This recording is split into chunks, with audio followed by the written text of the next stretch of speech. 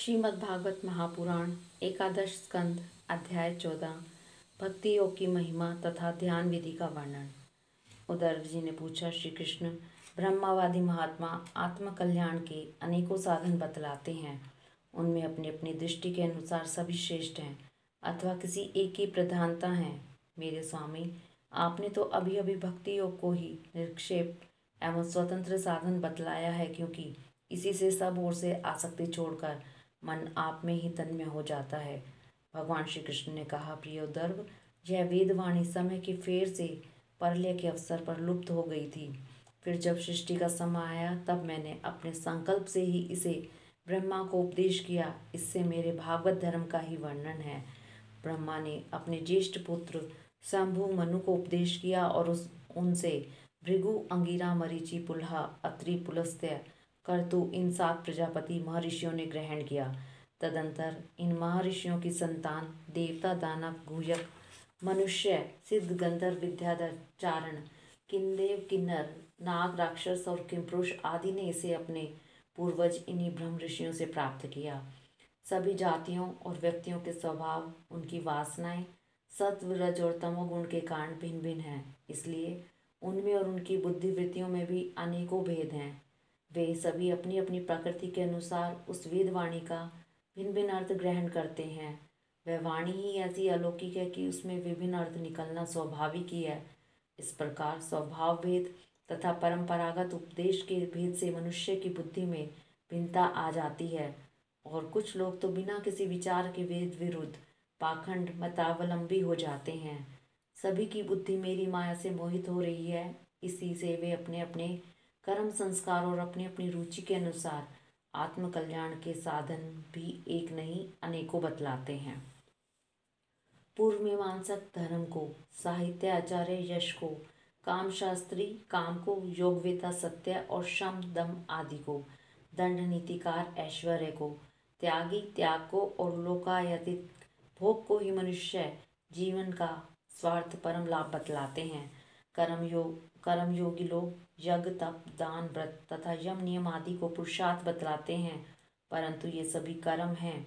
इनके फलस्वरूप जो लोक मिलते हैं वे उत्पत्ति और नाश वाले हैं। कर्मों का फल समाप्त हो जाने पर उनसे दुख ही मिलता है। सच पूछो तो उनकी अंतिम गति घोर अज्ञान ही है। उनसे जो सुख मिलता है वह तुच्छ है, नगण्य है, और वे लोग भोग के समय भी असूया आदि दोषों के कारण शोक से परिपूर्ण है। प्रियोधर्व, जो सब ओर से निरक्षेप बेपरवाह हो गया है, किसी भी कर्म या फल आदि की आवश्यकता नहीं रखता और अपने अंतःकरण में सब प्रकार से मुझे ही समर्पित कर चुका है, परमानंद स्वरूप मैं उसकी आत्मा के रूप में स्फुरित होने लगता हूँ।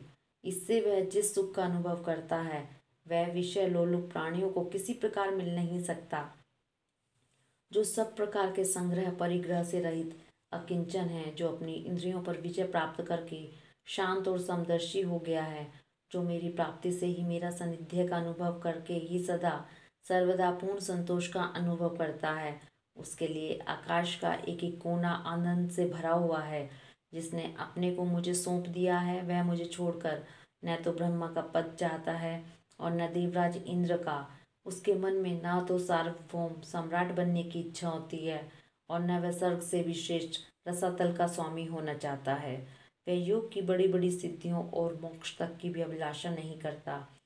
मुझे तुम्हारे जैसे प्रेमी भक्त जितने प्रियतम हैं उतने प्रिय मेरे पुत्र ब्रह्मा, आत्मशंकर, सगे भाई बलराम जी, स्वयं अर्धांगिनी लक्ष्मी जी और मेरी अपनी आत्मा भी नहीं है, जिसे किसी की अपेक्षा नहीं, जो जगत के चिंतन से सर्वदा उपरत होकर मेरे ही मनन चिंतन में तल्लीन रहता है और राग द्वेष न रखकर सबके प्रति समान दृष्टि रखता है। उस महात्मा के पीछे पीछे मैं निरंतर यह सोचकर घूमा करता हूँ कि उसके चरणों की धूल उड़कर मेरे ऊपर पड़ जाए और मैं पवित्र हो जाऊं, जो सब प्रकार के संग्रह परिग्रह से रहित है, यहाँ तक कि शरीर आदि में भी अहमता ममता नहीं रखते, जिनका चित्त मेरे ही प्रेम के रंग में रंग गया है, जो संसार की वासनाओं से शांत उपरत हो चुके हैं और जो अपनी महता उदारता के कारण स्वभाव से ही समस्त प्राणियों के प्रति दया और प्रेम का भाव रखते हैं। किसी प्रकार की कामना जिनकी बुद्धि का स्पर्श नहीं कर पाती, उन्हें मेरे जिस परमानंद स्वरूप का अनुभव होता है उसे और कोई नहीं जान सकता, क्योंकि वह परमानंद तो केवल निरपेक्षता से ही प्राप्त होता है। उद्धव जी, मेरा जो भक्त अभी जितेंद्रिय नहीं हो सका है और संसार के विषय बार बार उसे बांधा पहुंचाते रहते हैं, अपनी ओर खींच लिया करते हैं, वह भी क्षण क्षण में बढ़ने वाली मेरी प्रगल्भ भक्ति के प्रभाव से प्राय विषयों से पराजित नहीं होता। जैसे धधकती हुई आग लकड़ियों के बड़े ढेर को जलाकर खाक कर देती है, वैसे मेरी भक्ति भी समस्त पाप राशि को पूर्णतः जला डालती है। योग साधन, ज्ञान विज्ञान, धर्मानुष्ठान, जप पाठ और तप त्याग मुझे प्राप्त करने में उतने समर्थ नहीं है जितनी दिनों दिन बढ़ने वाली अनन्य प्रेममयी भक्ति। मैं संतों का प्रियतम आत्मा हूँ। मैं अनन्य श्रद्धा और अनन्य भक्ति से ही पकड़ में आता हूँ। मुझे प्राप्त करने का यह एक ही उपाय है। मेरी अनन्य भक्ति उन लोगों को भी पवित्र जाति दोष से मुक्त कर देती है जो जन्म से ही चांडाल है। इसके विपरीत जो मेरी भक्ति से वंचित है, उनके चित्त को सत्य और दया से युक्त, धर्म और तपस्या से युक्त विद्या भी भली भांति पवित्र करने में असमर्थ है। जब तक सारा शरीर पुलकित नहीं हो जाता, चित्त पिघल कर गदगद नहीं हो जाता, आनंद के आंसू आंखों से छलकने नहीं लगते और अंतरंग और बहिरंग भक्ति की बाढ़ में चित्त डूबने उतरने नहीं लगता, तब तक इसके शुद्ध होने की कोई संभावना नहीं है। जिसकी वाणी प्रेम से गदगद हो रही है, चित्त पिघल कर एक और बहता रहता है, एक क्षण के लिए भी रोने का ताता नहीं टूटता, परंतु जो कभी कभी खिलखिलाकर हंसने भी लगता है और कहीं लाज छोड़कर उस स्वर से गाने लगता है तो कहीं नाचने लगता है, वह मेरा भक्त न केवल अपने को बल्कि सारे संसार को पवित्र कर देता है। जैसे आग में तपाने पर सोना मैल छोड़ देता है, निखर जाता है और अपने असली शुद्ध रूप में स्थित हो जाता है, वैसे ही मेरे भक्ति योग के द्वारा आत्मा कर्म वासनाओं से मुक्त होकर मुझको ही प्राप्त हो जाता है, क्योंकि मैं ही उसका वास्तविक स्वरूप हूँ। मेरी परम पावन लीला कथा के श्रवण कीर्तन से ज्यों ज्यों चित्त का मैल धुलता जाता है, त्यों त्यों उसे सूक्ष्म वस्तु के वास्तविक तत्व के दर्शन होने लगते हैं। जैसे अंजन के द्वारा नेत्रों का दोष मिटने पर उनमें सूक्ष्म वस्तुओं को देखने की शक्ति आने लगती है। जो पुरुष निरंतर विषय चिंतन किया करता है, उसका चित्त विषयों में फंस जाता है, और जो मेरा स्मरण करता है उसका चित्त मुझ में तल्लीन हो जाता है। इसलिए तुम दूसरे साधनों और फलों का चिंतन छोड़ दो। अरे भाई, मेरे अतिरिक्त और कुछ है ही नहीं। जो कुछ जान पड़ता है वह ठीक वैसा ही है जैसे स्वप्न अथवा मनोरथ का राज्य। इसलिए मेरे चिंतन से तुम अपने चित्त शुद्ध कर लो और इसे पूरी तरह से एकाग्रता से मुझ में ही लगा दो। संयमी पुरुष स्त्रियों और उनके प्रेमियों का संग दूर से ही छोड़कर पवित्र एकांत स्थान में बैठकर बड़ी सावधानी से मेरा ही चिंतन करे। स्त्रियों के संग से और स्त्री संगियों के लंपटों के संग से पुरुष को जैसे कलेश और बंधन में पड़ना पड़ता है, वैसा कलेश और फंसावट और किसी के भी संग नहीं होती। उद्धव जी ने पूछा, कमल नयन श्याम सुंदर, आप कृपा करके यह बताइए कि मुमुक्षु पुरुष आपका किस रूप से, किस प्रकार और किस भाव से ध्यान करें। भगवान श्री कृष्ण ने कहा, प्रिय उद्धव, जो न तो बहुत ऊंचा हो न बहुत नीचा हो, ऐसे आसन पर शरीर को सीधा रखकर आराम से बैठ जाएं, हाथों को अपनी गोद में रख लें और दृष्टि अपनी नासिका के अग्रभाग पर जमावें। इसके बाद पूरक, कुंभक, रेचक तथा रेचक, कुंभक और पूरक इन प्राणायामों के द्वारा नाड़ियों का शोधन करें। प्राणायाम का अभ्यास धीरे धीरे बढ़ाना चाहिए और उसके साथ इंद्रियों को जीतने का भी अभ्यास करना चाहिए। हृदय में कमल नालगत पतले सूत के समान ओंकार का चिंतन करें। प्राण के द्वारा उसे ऊपर ले जाएं और उसमें घंटा नाद के समान स्वर स्थिर करें, फिर उस स्वर का तांता टूटने ना पावे। इस प्रकार प्रतिदिन 3 समय 10-10 बार ओंकार सहित प्राणायाम का अभ्यास करें। ऐसा करने से 1 महीने के अंदर ही प्राणवायु वश में हो जाती है।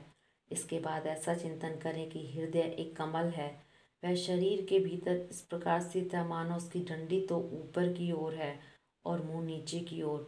अब ध्यान करना चाहिए कि उसका मुंह ऊपर की ओर होकर खिल गया है और उसके 8 दल हैं। उनके बीचों बीच पीली पीली अत्यंत सुकुमार कर्णिका गद्दी है। करने का पर क्रमशः सूर्य, चंद्रमा, अग्नि का न्यास करना चाहिए। तदंतर अग्नि के अंदर मेरे इस रूप का स्मरण करना चाहिए। मेरा यह सब रूप ध्यान के लिए बड़ा ही मंगलमय है। मेरे अवयवों की गठन बड़ी ही सुडौल है। रोम रोम से शांति टपकती है।